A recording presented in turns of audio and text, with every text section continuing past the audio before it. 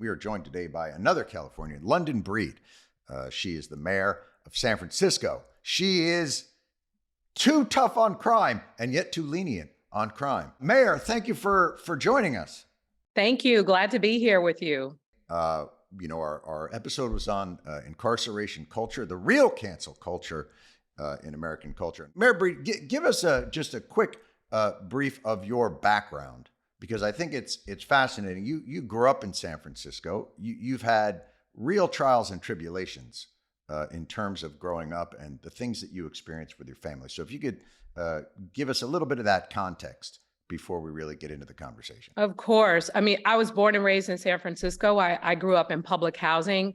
My grandmother raised me and two of my brothers in public housing. It was a notorious public housing development, Plaza East, also known as out of control projects. And there was a lot of crime, drama, hopelessness, despair, frustration, and poverty. And I've lived in it, lived in the challenges of the life where there were challenges, of course, with the police. There was challenges with poverty and crime and other issues. I have one of my brothers who is still incarcerated. One of my sisters I lost to a drug overdose. And the reason why I, of course, do this work has everything to do with changing the outcomes of families, especially in this city, who have grown up with similar circumstances. And so it's a real challenge in trying to balance that and make these hard decisions. But I do it from a place of understanding what it feels to live like a lot of people who are still in those circumstances. And so you then have to ride the balance. I think people would put you in that progressive camp. I think anybody who gets elected in San Francisco is probably going to be somewhere on that spectrum of progressive. Well, on a national perspective, yes. I would say that I'm very progressive. Well, that's true. But locally in here, San Francisco is way different. It's people, and oftentimes who have never lived like the circumstances that they're fighting against, and that's a little bit of frustration, especially for people who don't understand. I appreciate the empathy, but we want real solutions and real change and not dependency. We want to transform communities for the better, and we want the communities to also be safe. So talk about that moment that we were in. The talk after George Floyd. I think America suddenly went, "Hey, do we have a problem with race in this country?" I think there was a real shock where people thought, I'm hearing about this for the first time. You've lived the experience for all these years, but suddenly the pressure was on that defunding the police was the answer, and especially in a city like San Francisco, which is so progressive, I imagine it was even more intense there. You believe more in reform, I'm assuming. Yes, but I want to be clear. I've never been supportive of completely defunding the police. I think that was the wrong message. And I think that in my conversations with African Americans in the city, even those who have had encounters with law enforcement, they didn't necessarily agree with that message either. What we wanted was fairness in our treatment with law enforcement and to not be singled out. I mean, we've had people in this city who were falsely accused of things, arrested for things they never did. I've seen the police brutality on a lot of different levels. And, really George Floyd's death shined a light on this like never before, because I think people were home and really focused on seeing this in a different kind of way. And it was a piece of tape that was undeniably, I think it's very difficult to shock Americans' conscience at this point, and to have that breakthrough and permeate into people's consciousness it must have been as truly awful as it was to definitely, but for African Americans, it was the norm for us. Right. And what we saw for the first time were more people who were not African Americans expressing really disapproval and frustration and anger about what they saw. And it brought people together like never before. And it created an opportunity to really invest in making significant changes around reforms, which San Francisco was already on the path to doing, but also the kinds of investments needed to be made specifically in the African-American community, which is what I did in San Francisco with the Dreamkeeper Initiative. And that was to focus on diverting $60 million that year to the African-American community for change and support. We didn't cut our police force. We didn't deviate from our reforms. We made some adjustments to shine a light on this particular issue differently than we ever have before. And those investments are starting to really show a lot of change in San Francisco, not to the point of where we want them to be, but definitely better than what they used to be. Mayor, I want to talk to you about that because this is kind of an interesting fault line on it. You know, obviously crime and chaos and quality of life is a very powerful political motivator. And certainly San Francisco and Chicago and Philadelphia, major urban cities, are generally on the front lines of the quality of life argument politically. Generally, though, the quality of life argument is around how white gentrified areas are experiencing the city. Very rarely is the quality of life argument being made for the poorer areas in those cities. That's generally not a political winner. And so that revelatory window into what conditions are like in communities that are struggling is surprising to many people, but it's not what they view as the changes that need to be made. What they don't like is, I don't want people going to the bathroom in front of my nicer apartment building. But they don't, I generally think those quality of life discussions don't involve changing the kinds of entrenched conditions of struggle that exist in many of these cities. Well, I think that they need to. For me, they have to, because, you know, I want to change San Francisco as a whole, not just for some people, but for all people. Right. And there are certain neighborhoods that definitely continue to suffer. I've talked publicly about the Tenderloin. Most people suggested I shy away from the Tenderloin because it's always been that way, always been problematic. For those who don't know, the Tenderloin is kind of like what you would consider like a red light district. Yeah. And people have, you know, said, don't touch it. You know, once you touch it, you own it.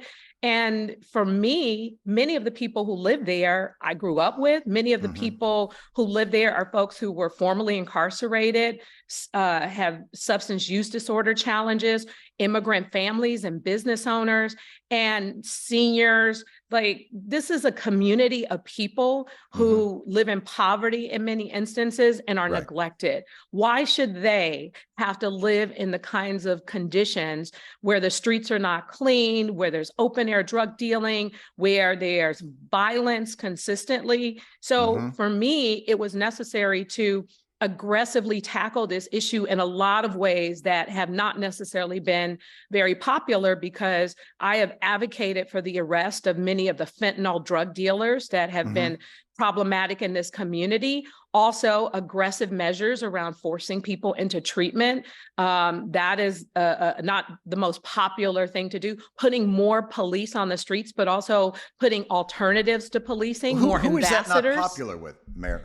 Who is complaining about arresting fentanyl dealers? And that seems like that's bold even for a very progressive city not to want to arrest fentanyl dealers. Well, we have a lot of issues with, we have a board of supervisors, which is our legislative body. It's like our city council. And there are members of that body who feel that they are the carrier of the torch for progressive values in San Francisco. And they are constantly, the Haight-Ashbury Brigade. Kinda, yes. Yeah. They are the ones who are oftentimes trying to carry the torch. And to be clear, these are people who don't know what it feels like to live in these conditions. Right. And they are constantly pushing against, you know, the recommendations that are being even made by the people who are living in the conditions that are so frustrating. And that's sort of the point that I was making, is the political pressure tends to come from when the richer tourists have to walk through the Tenderloin. but nobody ever seems to care so much about reforming. It's always that idea of this is quality of life policing, but nobody ever really talks about the quality of life of the individuals who are living in these entrenched poor communities.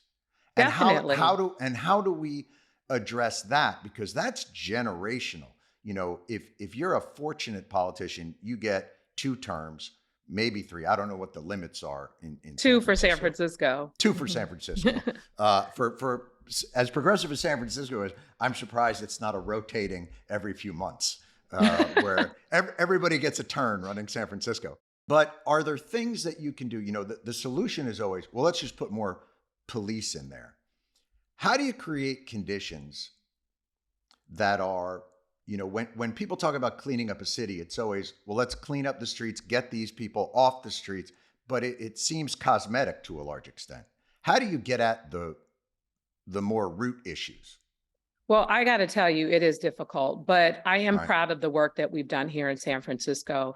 In fact, we've been able to help get close to 10,000 people off the streets through permanent supportive housing, as well as our shelter system. And this is after the pandemic, when we had to remove people from our shelter system because it was a congregate living setting. And so as a result of some of our investments, San Francisco saw a 15% reduction in unsheltered homelessness and a 3% reduction in overall homelessness. And it requires so much work. And when I say work, it's not just, here's a place for you to stay. It's wraparound services for those who struggle with mental illness and substance use disorder. And it's what we do in the city, like in terms of some of the hotels we've been able to purchase, some of the units we've been able to rent, some new affordable housing developments that we've been able to build and open after years of bureaucratic delay. It's a combination of things. Homelessness is not just the problem. The problem is, of course, the behavior and the challenges that exist from my perspective, from a lot of the use of drugs and the psychosis that happens as a result of the use of drugs. And oftentimes that's not reversible. So we have people who are more erratic, people who are more combative, people who are more engaged in the kind of behavior where people are afraid. And when I say people are afraid, I'm talking about the seniors and the families and the businesses that are in the Tenderloin community, because I'm having the conversations with them. And these are people who are in tears asking us to do more to make their neighborhood safer. And it is definitely an uphill battle. But the conditions of the streets around the use of drugs and the open air drug dealing, we can't just accept that as normal because people are suffering from addiction. This is not about a war on drugs, resurrecting a war on drugs. Fentanyl is killing people in San Francisco in higher rates than it did during the height of the COVID pandemic. And we need to treat it like a crisis and really focus on the kind of work that involves making sure we look at safe consumption sites, treatment on demand, but we have to have a level of force associated with that to really get people on the right path. Mayor, and I'm not going to, you know, I won't make San Francisco as sort of the avatar of, you know, all cities that have entrenched areas of struggle and these kinds of things. But talk about, you've been there, your family, for a couple generations. How many generations has your family been there? So my grandmother came here from Texas, and my mother was born here. I was born here. And so you've seen the generational struggle as it's gone through the cycle. In your mind, what is it that causes that to be so difficult to eradicate? What were some of the levers that would have needed to be pulled to alleviate some of those issues so that it doesn't become this terrible cycle? I think a big part of it is poverty, for sure. And the opportunities that need to meet people where they are. We can't make assumptions that, you know, for example, if you give someone a job to be a chemist, that they are even prepared to be a chemist. We have to have conversations with people, meet people where they are, provide opportunities. But when we also provide training, it's paid training. We're paying people to go through training so that they can get a job or start their own business so that they are able to take care of themselves. That's one part of it. But also the other part of it is mental illness and substance use disorder are complicated.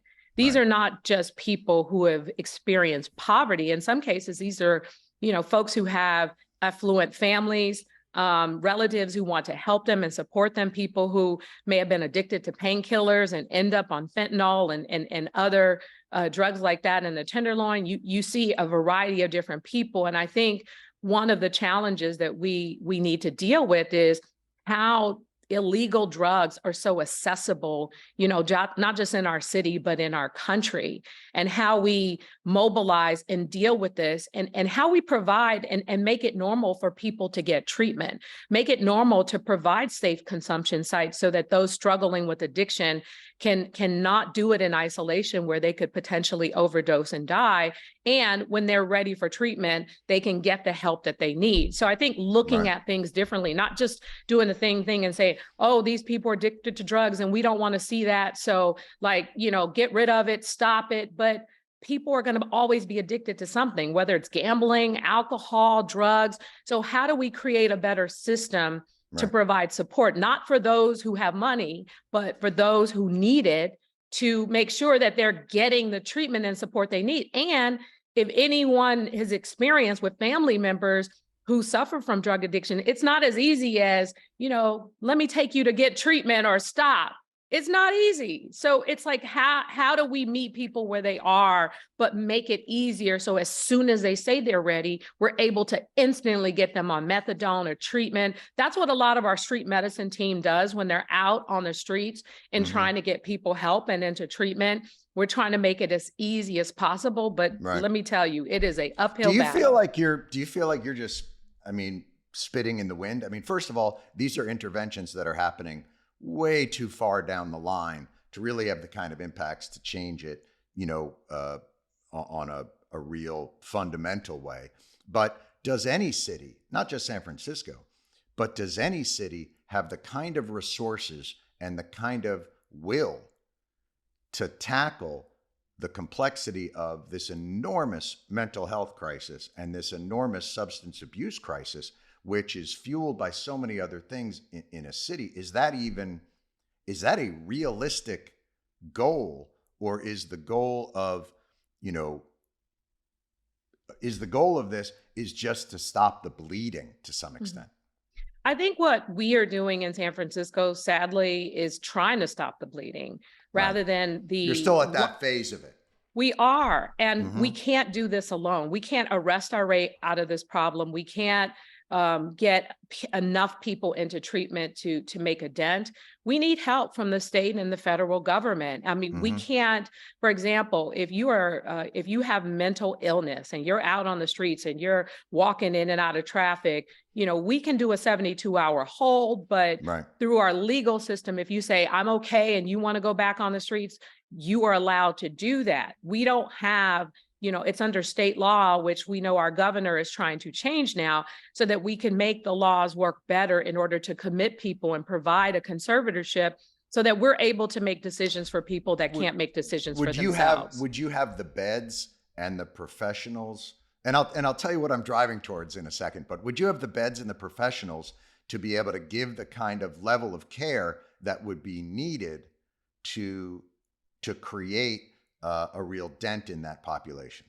Not entirely, but the good news in San Francisco is that we have been aggressively adding behavioral health beds, both inpatient and outpatient. They're the outpatient beds are a little bit more, easier to control because it's a temporary time period.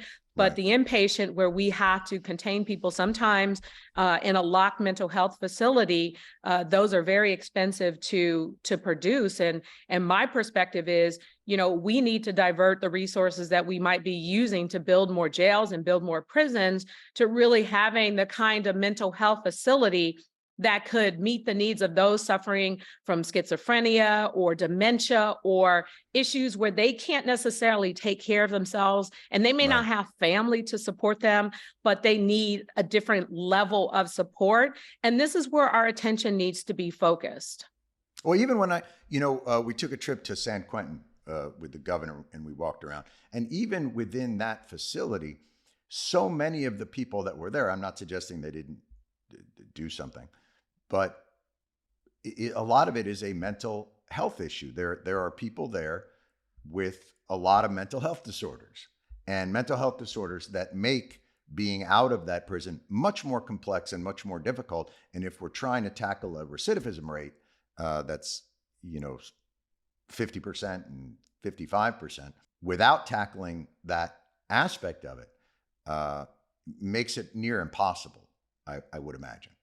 Definitely. What the jails are being used for is not just, for, people who should be incarcerated after committing violent crimes, but for those who are mentally ill.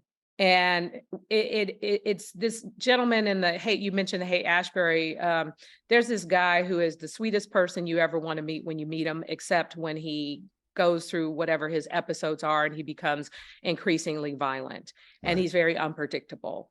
And the people in that community have been trying to get him help for the longest. And I've been able to get him into shelters, send him through the conservatorship process. I mean, he's still out on the streets. He's still out on, he's a senior. He used to be able to take care of himself, got hit in the head during an accident when he worked for construction. And Right. now he's homeless and he goes back and forth. And we should be able to house someone like that in a facility where he has some freedoms, so that he can still live his life, but also, his medications or his medical support or the things that he needs are catered to based on what's happening. Otherwise, when he actually assaulted a police officer, he had to be arrested. He was in Mhm. jail for a little bit, and then when he was in jail, his clothes, somehow got lost. I mean, just all of the different layers that go into this one individual, where Right. instead of the jails, a mental health facility would have been a better place. And I just think overall, this state and this country has to start looking at, how we support those struggling with mental illness differently, especially those who may not have family or support or resources to do anything other than Right. wait until a crime is committed and then they're arrested, they're Right. incarcerated, and they're not in the right And it place. seems like a crime is the only lever of intervention. And are you feeling like, even as a progressive, coercion has to be some part of a way to unentrench this kind of difficult mental health crisis and substance abuse crisis? Oh, definitely. Because Right. I will tell you, if it were me, Hmm. some of the things I've seen and experienced and the people I've worked with over the years that I could not get help for, if it were me, I would want someone to force me into whatever treatment possible. And Right. in many cases, there are more seniors with dementia, with Alzheimer's, who are, Right. out on the streets. This gentleman who is now homeless, who was a pillar in the community, always rode his bike, gave out flowers to the ladies, and just was that kind of person. Yeah. And then got to, started to develop dementia, started to get violent out of nowhere, never Right. been a violent guy. And as a result, lost his housing. And the process to get him help and support Right. was just so flawed, because he said, I can take care of myself. I can take care of myself. I don't need anyone to take care of me. And clearly he did.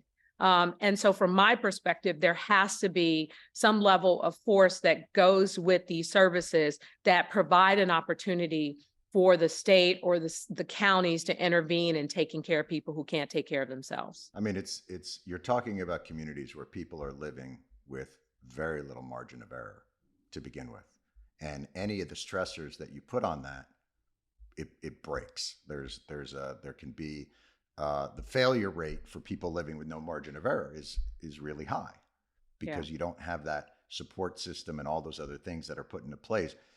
People of means, when a beloved relative gets dementia, well, there's no stopping the services that have to be arranged, and it's really complicated even in that regard. Take away family members that can help, take away, and what do the communities do? Have you seen, Mayor, is there a model, whether it's in San Francisco or it's in a different place, a model that you think has some efficacy in terms of putting people in trouble through a process that, because right now the repository are prisons. That's sort of how we got into all this, Mhm. is the prisons are, when you have 2 million people in prison in a country, something has gone terribly, terribly wrong.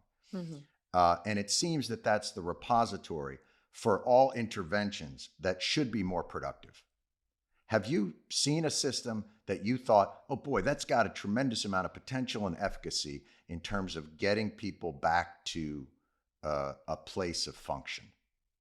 Not necessarily. I was hoping for a different answer, Mayor. I was hoping we were going somewhere else.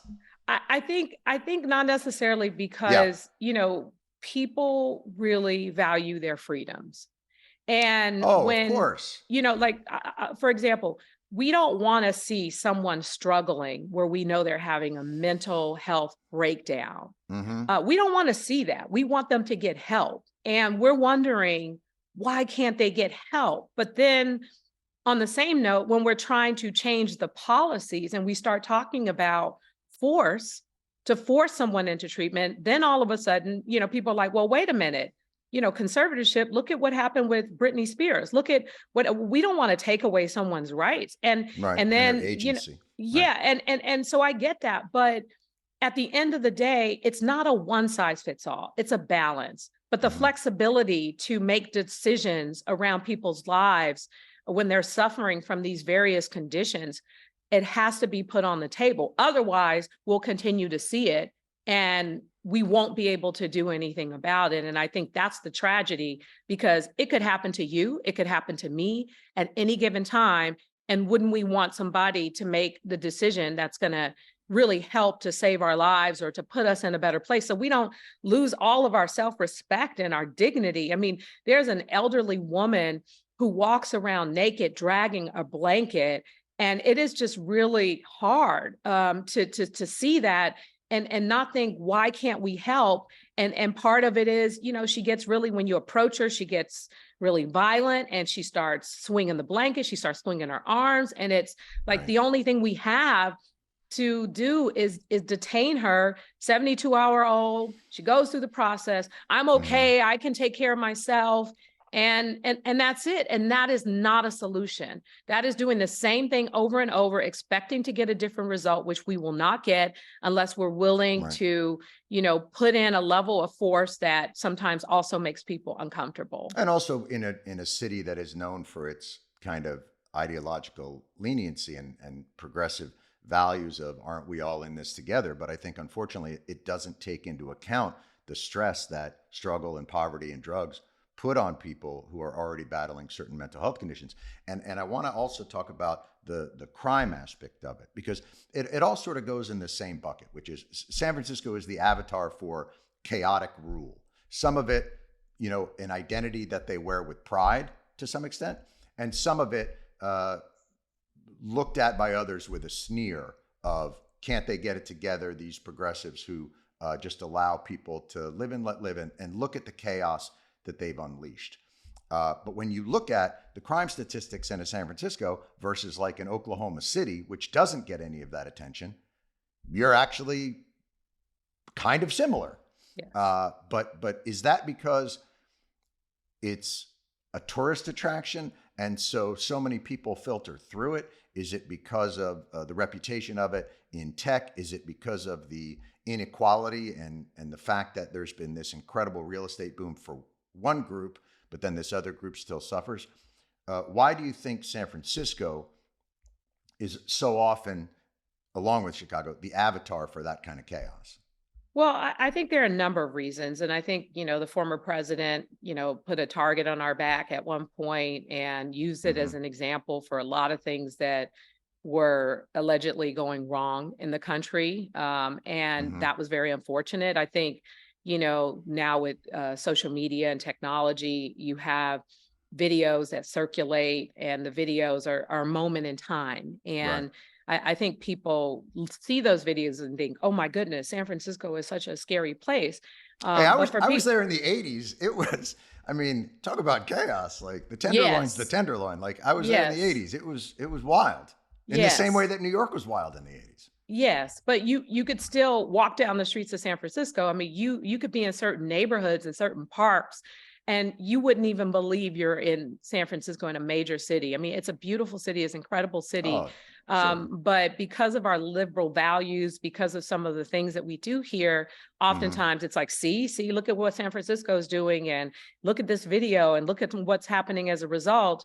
And it's unfortunate, but at the end of the day, it's still a great city. We are in the state of California, the fourth largest economy in the world now, bypassing Germany. And that has everything to do with many of the startups and the major businesses like Salesforce and others. Hmm. They are headquartered here in San Francisco. And this is where people want to be in San Francisco, the Bay Area. Wealth is, of course, being generated, but also we have a 2% unemployment rate. So we Right. have job opportunities. We have opportunities for people to do well, to thrive.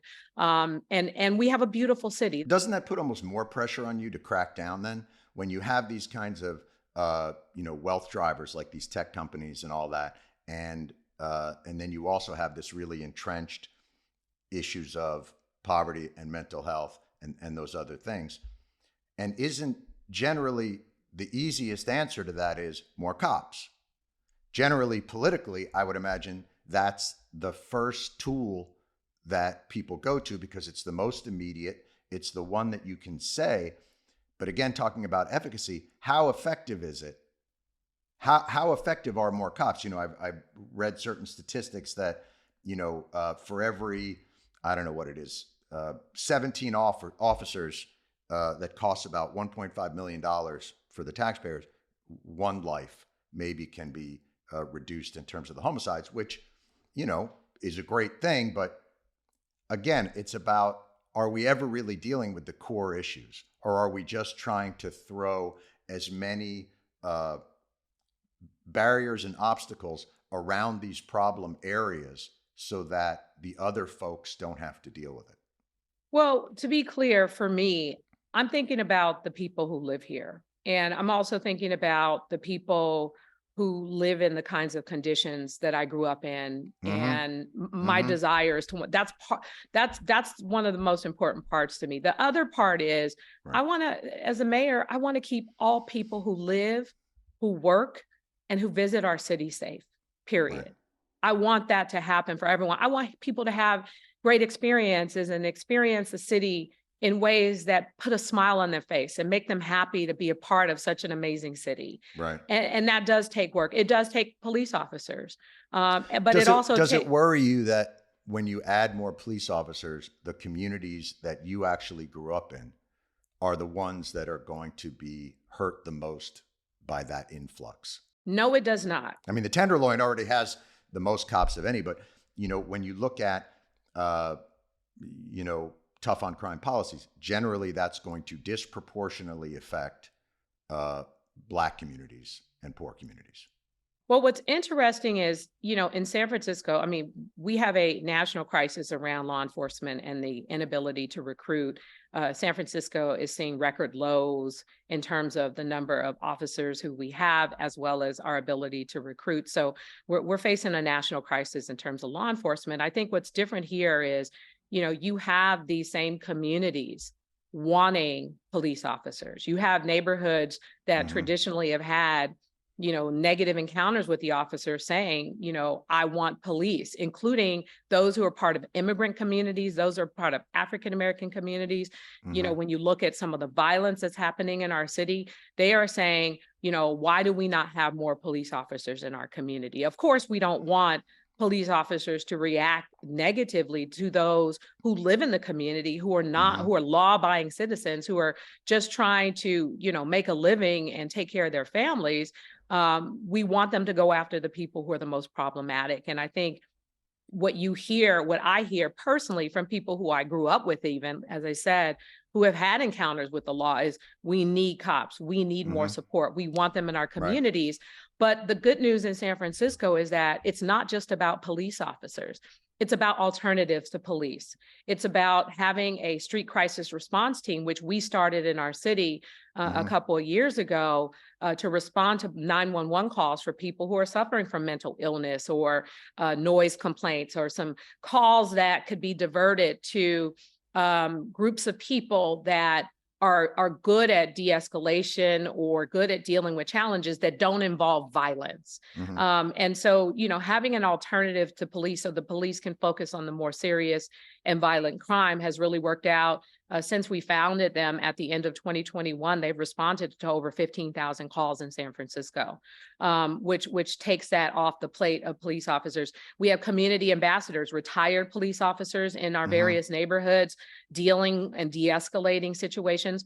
Urban Alchemy is De-escalation is I think that's a great way of viewing, so many of these problems. And have you seen, are there metrics that you're looking at that says, hey, some of these interventions are being successful at de-escalating some of the fentanyl crisis, some of the homelessness crisis, some of the poverty crisis, some of the mental health crisis? Have you seen anything that makes you feel like, wow, we're starting to get our arms around some of these entrenched issues? Well, I will say Urban Alchemy is a program of ambassadors, and they are in the Tenderloin. They all over the Tenderloin. These are people Hmm. who used to be addicted to drugs, who were incarcerated, Right. who may have grown up in San Francisco, and now they are out there talking to people and trying to get them into help or to treatment. Hmm. And oftentimes, for example, somebody who's suffering from addiction, they may have open wounds or sores. An Urban Alchemy ambassador will say, hey, man, let me walk you over to the clinic. Let me get you bandaged up. You don't want to walk around like that and get an infection or get hurt. So they're communicating to people differently.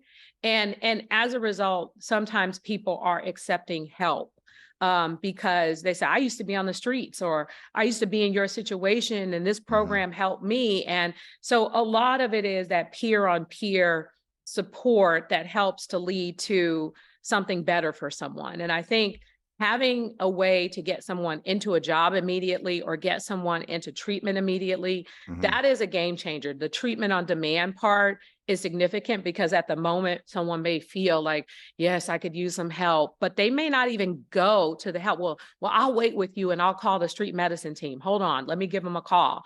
So that approach is a meet people where they are type of approach, which I think is having, a significant impact with the data that we're seeing on getting people into treatment or getting them to support. Do you But think it's that's slowing that kind of revolving door? The some of the people that we had spoken with that had been incarcerated said, boy, that blot on your record just puts you so under a stone that's so heavy to lift to try and get yourself back on your feet, because it puts an albatross around your neck for everything, for getting a job, for getting an apartment, for being able to have a family. Like, there's so many different avenues that incarceration then weighs you down with once you get out. And it makes it so much more likely that you end up in this sort of revolving door of incarceration and drug use and homelessness and mental illness. And it's vicious. And I think it's a little different in San Francisco because we've done a lot of reforms to our criminal justice system. We banned the box, so we're able to, Right. not just That's with the box where you have to check that box that says, have I and ever say been? Yeah. that, that you've had a criminal record of some nature. And so Right. we've been able to, people who are formerly incarcerated have been able to be hired with the city and county of San Francisco, not only to clean the streets, but to drive Muni. And we've help pay for people to go through the process of training to drive buses, getting their Class A license. We've Right. gotten rid of a lot of fines and fees so that money is not a barrier to people who, once they get out and they want to get their driver's license or they want to get back on track in some way, we've tried to get rid of a lot of the barriers that make it difficult for someone once they serve their debt to society and they want to do something different with their lives. We as a city try to make it Right. easier with housing, with opportunities, with trying to get people to turn their lives around. We have some wonderful programs that have really created some great results. I see people I grew up with all the time. And I am so proud of them and so happy to see them. Right. And they become very active in the community differently. And I think we need to approach that on a statewide and national level to try and get people back on track, back in the right type of situation. And it starts with money. It starts with when you get out. Mayor, that should be the title of your autobiography, because that is, you're dead on right about that for everything. It starts with money. if we appropriate the types of funding we need to get a handle on that and rebuild the infrastructure in these cities, boy, it would make it so much easier than having to attack the problem once a person is wandering the streets naked in a crisis. If we could attack things before they become a crisis, boy, that'd be different. Yeah. So like, for example, if someone gets out of jail, they don't have, where are they going to get some money? They get a little bit of money, maybe. They get $200. You get out of jail, you get $200. And then where do they go and what do they do? And that's why, like, we are focusing on a lot of universal basic income programs. I remember the headline was, San Francisco will pay you to commit crimes and pay criminals. And it's not about that. It's about trying to get this person into support, giving them some basic universal income. They have to show up to their counselor, work with us to get them into an employment opportunity. Has that been effective? Has that shown some results? It's shown some.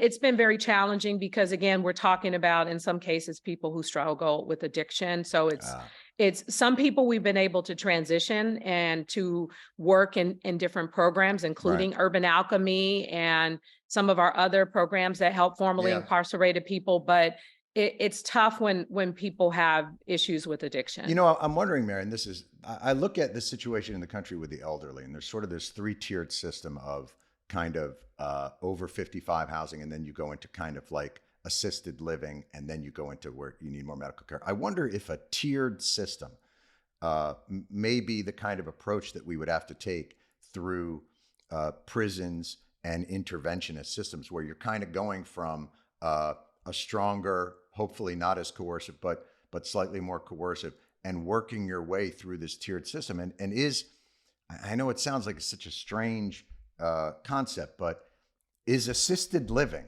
kind of the answer to helping to find some semblance of order that we can bring people who are struggling through a process of slowly getting them from, down and out and flat on their back to, ambulatory. And maybe that's a 5-tiered system. And is that something that's been talked about? Well, I would say that some of the programs we have here for substance use disorder are tiered. We have a really wonderful abstinence-based program, which didn't exist before. And it includes, we have 2 buildings and food and housing and wraparound support services. But there's also like Delancey Street, which is a lot more intensive in terms of detox and support. It's like, look, you go to jail or you go to Delancey Street, especially if you have an addiction, but you can't leave that facility until you're at a certain point. So we have different layers of systems around treatment for support, but and it's not always hard to get a bed. It's just what happens after. I think that the treatment is one thing, and going through that process and then feeling whole and feeling supported and feeling good again. The biggest challenge that we have had and what we're working on is the missing transition between treatment and long-term stability as it relates to housing. And in San Francisco, housing is very expensive. It's expensive to build. It's expensive to maintain. And that is the housing component, because we've housed people. That's the missing link. It's a big part. We've had to house people outside of San Francisco in order to, get people in stable housing. But oftentimes people want to be in the city. See, here's the thing. You live in a city that is known for its disruptors, its tech disruptors, its other things. There has to be some measure of housing disruption that would occur there. I would imagine, you got Musk, you got all these titans up there who love nothing more than sort of reimagining certain things. Imagine, Elon is living in his office. He's not taking up any housing right now. but I mean, in terms of like, when you think of the hipsters and you think of this movement towards like tiny houses, well, how is it that maybe reimagining this idea of individual tiny houses in certain areas, but more assisted living so that it has the services? I mean, it seems like a challenge that the business community there would relish, because so much of their success has come at the, unfortunately, detriment of the other communities that live there.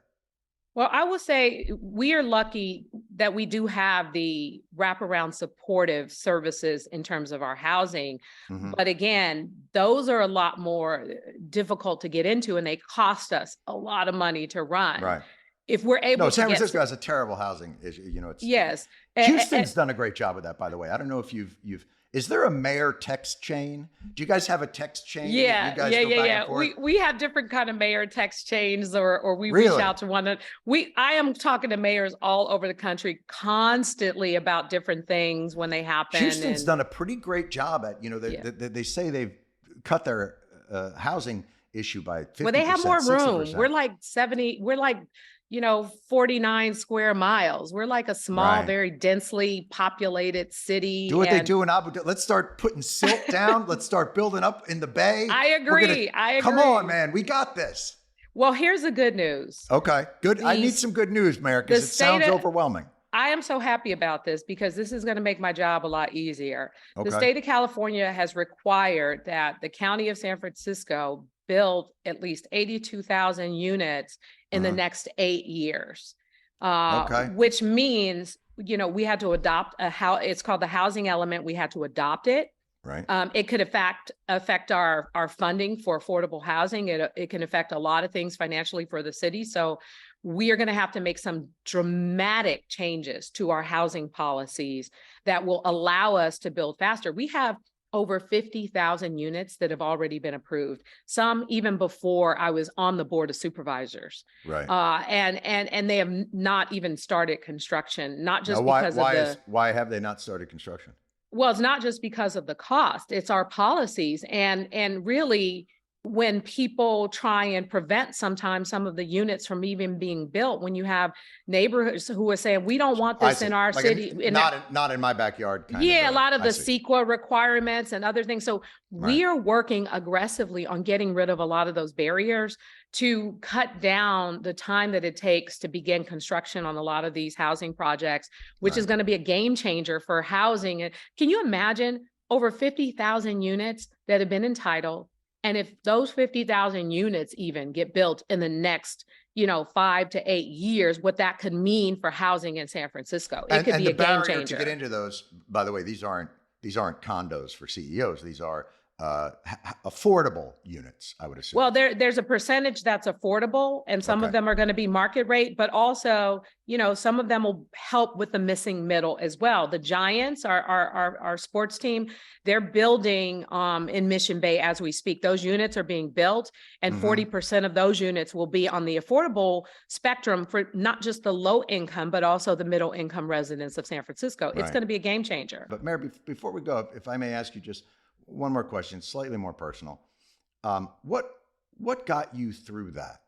How did you? It's such an, it'd be wonderful to live in a world where you didn't have to be a superstar to escape the kind of upbringings in this country that are so difficult. But what made you so resilient? How did you get through? Well, I think it had a lot to do with having a praying grandmother. That's a certain kind of grandmother. Yeah, my grandmother, she was really hardcore. She, really drilled into me a sense of, that, don't let my circumstances, the fact that we live in the projects, determine my outcome in life. And she had my back. She was very hardcore, but she also took care of the community. And, I just think by the grace of God that I'm here, and I feel so honored and blessed. I know it just wasn't me. Even, drug dealers in the neighborhood would, my family members included, they're like, here, they give me money and say, go to school and do better than us. It was a community. They saw something in you. It was a community. Yeah, it was so many people. And this is why I also fight for them, because the folks I grew up with, they had my back and they still have my back. My grandmother, she's not with us anymore, but she was very adamant, you got to get your education. She was very proud as someone who came from Texas, Jim Crow South, and dealt with discrimination, that, she was proud that she got her high school diploma, and she pushed to make sure that I was educated. And I've always had so many wonderful people around me who supported me through college, who lifted me up, who gave me an opportunity, who hired me when no one else would. And I Right. just, I feel honored, I feel blessed, and to be Even I here. wonder, do you ever think about, because there's so many, I imagine, obstacles and minefields along the way, what it was that other family members succumbed to those obstacles in a way that you didn't, even though both of you had the same praying grandmother? What do you think Yeah. what do you think it was? It's hard for me to pinpoint it Yeah. because, maybe like my grandmother, with my brothers, she wasn't as hard on them as she was on me. Maybe, I don't know. Because she made up their She bed, didn't but pray I as had, hard on them. Okay. yeah, All right. like I had to wash the dishes, make up my bed, do all the chores, run her errands, pay the rent. You were Like saved by sexism, Mayor. yes, Sexism I think saved your life. so. I think so, but it's hard to say what it was. Yeah. I still look back at it and I'm mayor and I still don't believe it sometimes because of what I've been through and what my family still is experiencing. And I don't know what it was, but I will say that there've been a lot of people in my life that just really helped me, supported me, pushed me, encouraged. Every time I came home, Sharon at Wells Fargo Bank gave me a job as a teller because she liked my grandmother. My grandmother go up to, I'd have to take my grandmother to the bank to cash her check every month. And, she liked my grandmother. She liked how I treated my grandmother. And so she would always have a job for me when I would come home. So there were just different people like that who gave me opportunities and really supported me. And I was fortunate. And I want other people to have this too, because I couldn't imagine where I would be if it weren't for a lot of different things, a lot of different people, and especially, prayers and support from my grandmother and my church and all these wonderful people in the community who just, saw something and said, you know what, we're going to keep her out of this mess. We're not going to let her, We're going to they're lift like, her up, make sure we're not going to doing let her sell drugs on this corner. We're not going to let the wrong dude, put her in a bad situation. Like there were people in the community would not let stuff happen to me too. Wow. So even though I wanted to go out there and do some of those things, they cut that out. And that was a blessing. So I feel really honored. And I also feel like I owe them a debt of gratitude and support.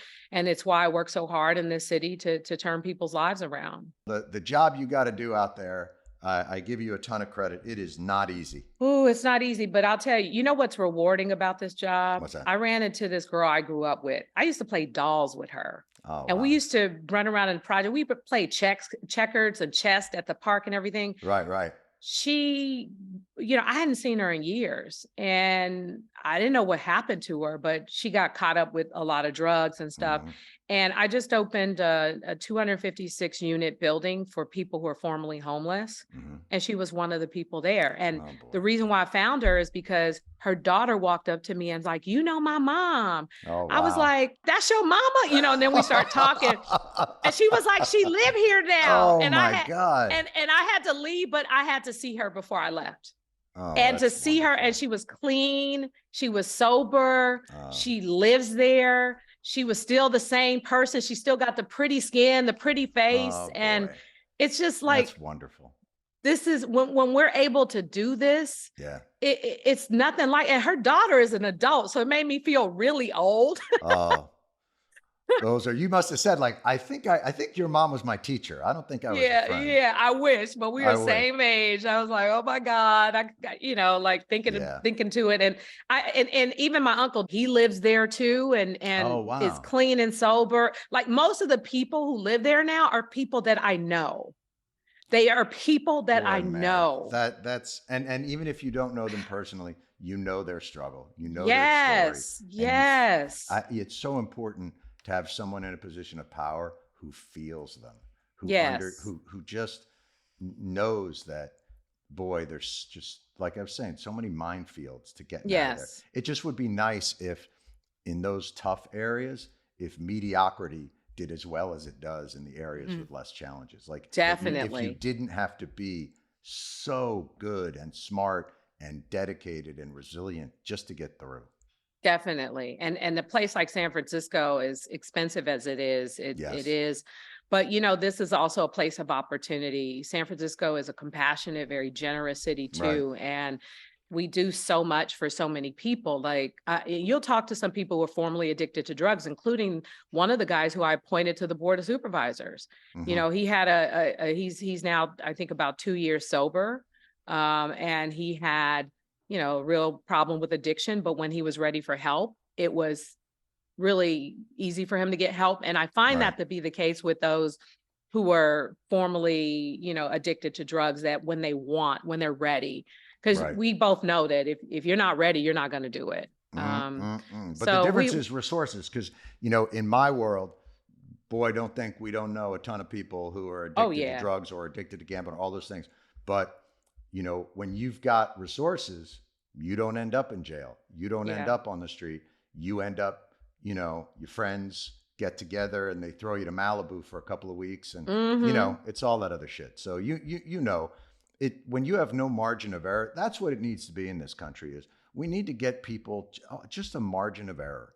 Just let people give them a little bit more grace and a little bit yes. more of a margin of error. Yes. And I think we do that here to a certain extent, Hmm. but I think again the biggest challenge goes back to, you know, the cost of living Yeah, and other things that we're not doing, and there's really a balance. So, you know, yeah, I want to change the city. I know we have impacted people's lives in a positive way, right, and I'm never going to give up. You know, it's not going to matter whether I'm mayor or not. This is the work that I'm meant to do, yeah, and it's a part of who I am. And so the yeah. ability to talk about it is always a joy, because some of these examples of some of these good stories will, you know, Boy, Mary, you got, you know, it's so we've just been talking about some of those difficulties. You have, I'm sure, 100 other aspects of your job that are equally complex, and so many other things. And I thank you so much for taking the time to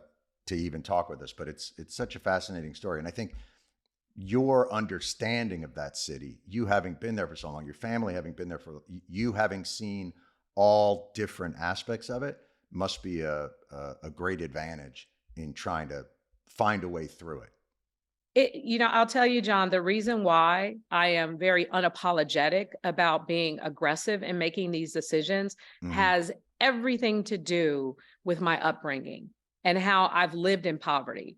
You Right, know, more than half my life in this city in poverty, in some of the worst circumstances, the tragedy, the loss, the frustration, the hopelessness, that doesn't just go away because you want it to go away. It's a part of who I am. So when making decisions, it hmm, always comes from a place of understanding and a desire to see things get better.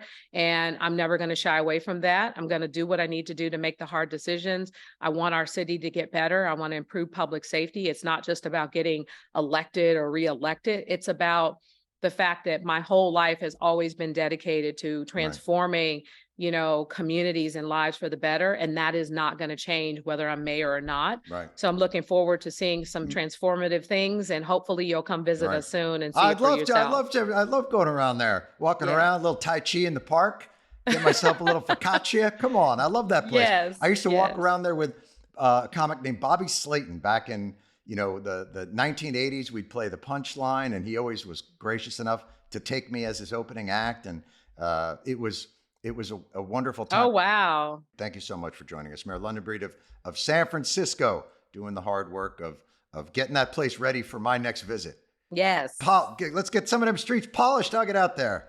Yeah. And We want you I want to see you at the Punchline. done. I've been Yes. there many times. It's a wonderful, wonderful place. Great. And Yes. Cobb's and all kinds of other clubs out there. It's a wonderful city for comedy, by the way, and a lot Yes. of other things. But thank you so much, Mayor, for joining us. Really appreciate it. Thank you, John. Appreciate it. Thanks. I'm going to tell you guys something. I like her. Yes. Yeah, I like her too.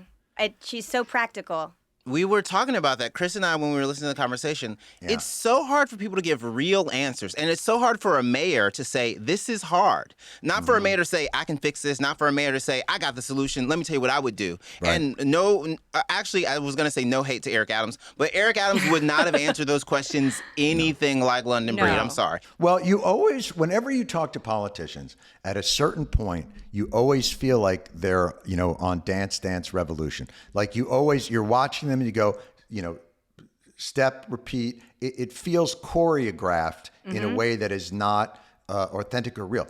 Her desire, effective or otherwise, is clearly in the place of, I grew up here. Right. I grew up in a really difficult circumstance, and I would like to find a way to make it less difficult for those who come behind me. And the moment she really won me is, I think I said, do you know anything that's had some real efficacy? And she goes, unfortunately, no. We also stopped for that too. We stopped for that. Yeah. There was the metric. I never felt like I was talking to a politician. I felt like I was talking to someone who cared deeply about fixing something that has no simple solution. And even her saying, and guess what, Jon? A lot of this starts with money. And you were like, yeah. Right. So many people are scared to say, they go, oh, you have to change the hearts and minds of people. Yes. People need, it's like, she was also describing community in a way that so many people don't understand how to articulate. Right. When she talked about her upbringing. And how do you apply those community safeguards, but apply them through the city? She had people that say, hey, you probably shouldn't be out here. So there was never an inflection point where they had to course correct, because you didn't have to call the police, because the stuff that would have happened down the road never happened. Right. It struck me when she said the thing of like, don't touch it. Once you touch it, you own it. That is that's. And a politician wouldn't touch it, or would at least try and get some plausible deniability on it. Right. Well, it's like She's not getting any of that. Yeah. We've interviewed some other people. Are we allowed to say? Hell yeah. Okay, Governor Newsom, handsome fella, but like you could watch him doing the day. I mean. Yeah, but by the way, like. Really handsome fella. So handsome that 6'4", 6'3". So handsome that people remarked upon it. I don't even during know. the filming. Can I tell you something? Here's what was frightening to me is after the interview, I was really hoping to get the rose. That's how in the middle of it when I was pushing back on things, I was like, he's gonna send me home. He's gonna have to, and then afterwards I was like, he's gonna walk me out to the van and he's gonna put me in the van, and then I had to think about like, what am I gonna say in my confessional? How am I gonna respond to this? Oh my God, Jon, I think your limo entrance was very funny though. So I think you're safe. You had a good one. I'm a comedian. but you're right. For all the, and I don't want to impugn whatever sincerity he has, but yeah, it's a style that is explicitly political. And it's different. Like sometimes you're like, oh, he's thought about how to answer this question before. Not, oh, what are you doing? He's giving a rhetorical response to kind of evade. Like a Moog synthesizer, where you program in different, Yeah. This one is a fart sound. Can I tell you what was different that I thought was really interesting? And by the way, we're saying that because Gavin Newsom, we just talked to, it's same episode, incarceration, and we just talked to LondonBreed. The thing that really hit me with Mayor Breed, when people talk about the conditions in a city, and it's so, these fucking people are taking a shit on the sidewalk while I'm trying to have a latte sitting on, what she was saying is, no, that's someone's aunt. Right. That's actually Dolores, and she was this beautiful person in the community and gave flowers, and now she has dementia. And she has episodes, and she comes on the street, and it brought a humanity to the people that are generally just considered extras in your movie, right? About how inconvenienced you are when you're at a cafe, and that. Boy, did that hit me hard. Her humanity overall, like even when she was talking about addiction, she's like, people are going to be addicted to stuff. We have to figure out what to do. And that's so absent from everything. Yeah, that humans are imperfect and we have an imperfect way of going through the world, and that's gonna kick up some issues, and that's something we have to deal with on a level as a society. And even, Jon, you and her both brought up the fact that people who live in impoverished areas also have opinions about why things aren't going the way they want and why things are messed up. So it's not just very wealthy people saying, oh, I can't even go to this part of town that I want to because it's so messed up. Right. It's people that have to live in those conditions 24/7 that say, I would love it if you could get this person some help. And talk about and think about quality of life. Yes. Because whenever you hear from those cities, the complaints are, I'm doing well, and this is diminishing my quality of life. This is ruining my Instagram picture. My quality of life sucks because I live in the midst of this and I can't escape it. I don't have the means. I don't have the education. I can't get out, but I still want my life to have quality. Right.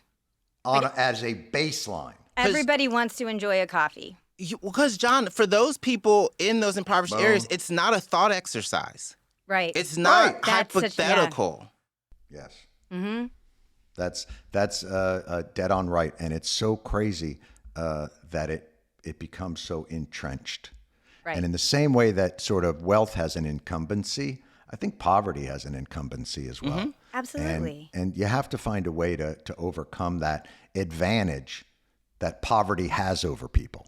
Because it really does. You describe it as like gravity sometimes, Jon. It's something that starts to just weigh in and think about how many people had to lift her up to get her out of that morass. Right. I mean, not that she didn't have to do the work herself, but how many people at how many inflection points had to lift her up to get her out?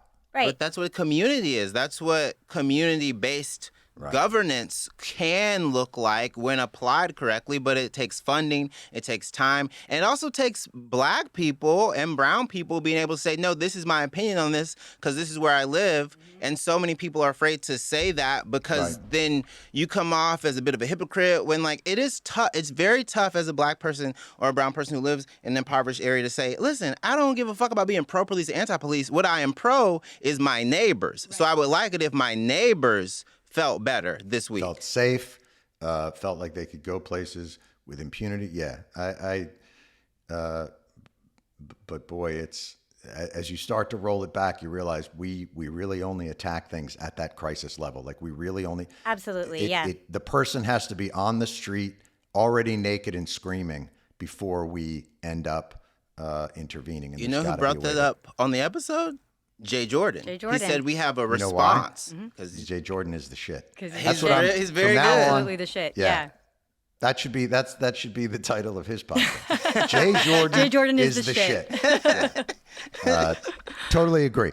Guys, excellent. I do want to thank Mayor LondonBreed for spending time with us. Kris Acimovic, Jurden, as always.